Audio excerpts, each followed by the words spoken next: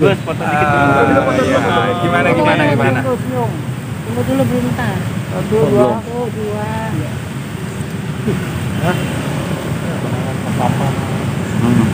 Ya, oke.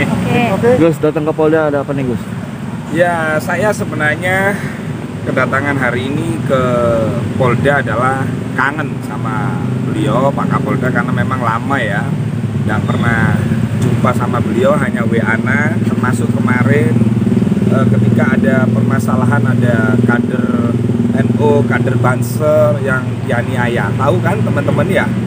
Ya alhamdulillah tadi juga ketemu Pak Dirkrimum, Bang Hengki.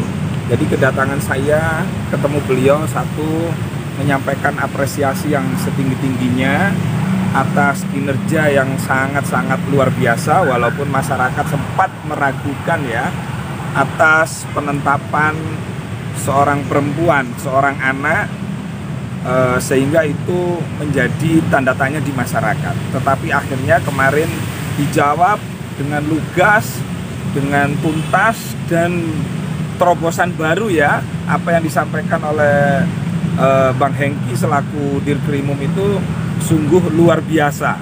Artinya luar biasanya itu kenapa ini lama, itu dijelaskan secara elegan dan kita mendapatkan ilmu yang sangat-sangat bermanfaat karena ini menyangkut anak dan apalagi ada keterangan awal yang tidak jujur. Tetapi 10 hari itu sebenarnya waktu yang bagus, waktu yang sangat luar biasa, sehingga sampai ini diambil alih oleh Pak Kapolda Metro Jaya, ditangani oleh Dirkrimum. Ini merupakan yang harus kita apresiasi karena kemarin kan di netizen itu kan hiruk pikuknya luar biasa. Ada apa ini? Apakah ini memang orang kuat? Saya bilang ada seorang kiai yang bertanya di grup, kebetulan saya adminnya di grup santri Gus Dur, bahwa ini tidak ada urusan orang kuat di belakangnya para pelaku kejahatan tersebut. Tapi ini murni adalah persoalan hukum karena polisi tentunya ingin membuktikan kekejaksaan dan pengadilan itu dalam posisi benar. Jangan sampai nanti diperadilankan nanti kemudian gugur. Nah, ini sudah fix dan mudah-mudahan adik David sampai tahu sendiri kan bagaimana sadisnya, bagaimana kejamnya. Kita doakan mudah-mudahan adik David diberi kesembuhan dan yang paling penting tidak mengalami traumatik apalagi sampai gagar otak dan lain-lain. Gus sendiri sudah ini kan teman-teman di Ansor ikut mengawal ya.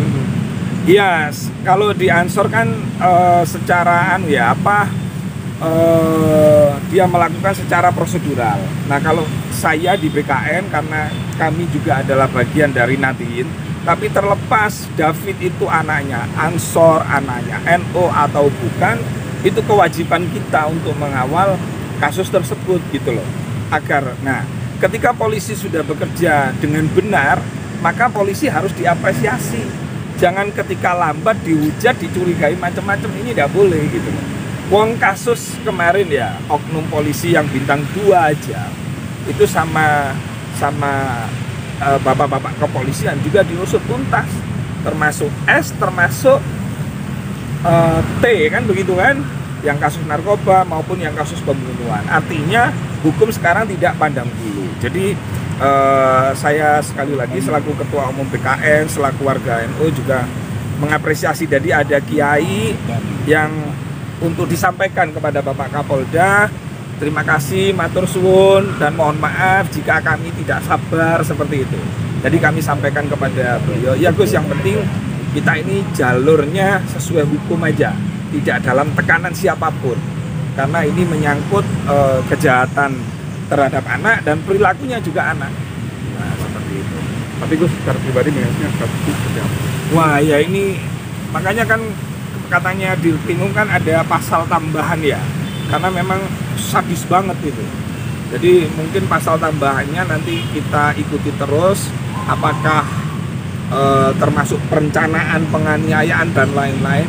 Yang pasti memang ini harus punya terobosan hukum yang baru, harus dihukum yang seberat-beratnya.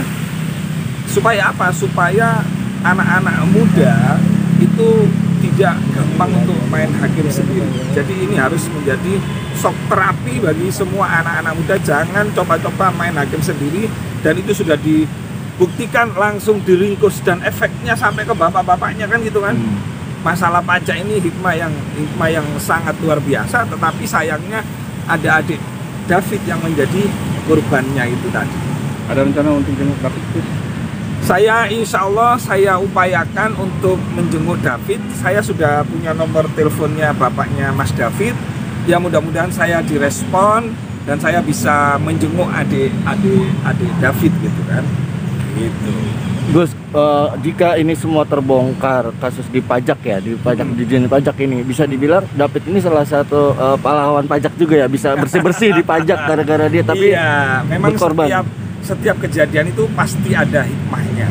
Sekarang ini kan rame di medsos ya, ada yang mungkin dijual Robiconnya, ada yang menghimbau kepada anaknya untuk tidak berlaku mewah-mewah. Bagi saya sih silahkan Anda bermewah-mewah. Yang penting hasilnya itu dari kerja yang benar, dari kerja yang halal. Kan itu kan nggak ada salahnya kan, orang itu kaya, orang itu sugih. Tapi ketika Anda dengan kekayaan bisa menjerumuskan anak-anak kita kepada jurang yang sangat menyesatkan. Ini kan Mario ini kan dengan kekayaan dia terjerumus gitu loh. Hati-hati dengan kekayaan itu, karena kekayaan itu dapat membuat kita terpeleset. Sangat mudah untuk terpeleset. Seperti itu. Gimana? Kan semalam juga Bapak Presiden bilang memberikan banyak terapi kepada jajaran, pokoknya jangan terlalu berfoya, jangan terlalu memamerkan. Betul. Ya namanya pemimpin, khususnya pejabat negara, karena memang digaji dari uang rakyat.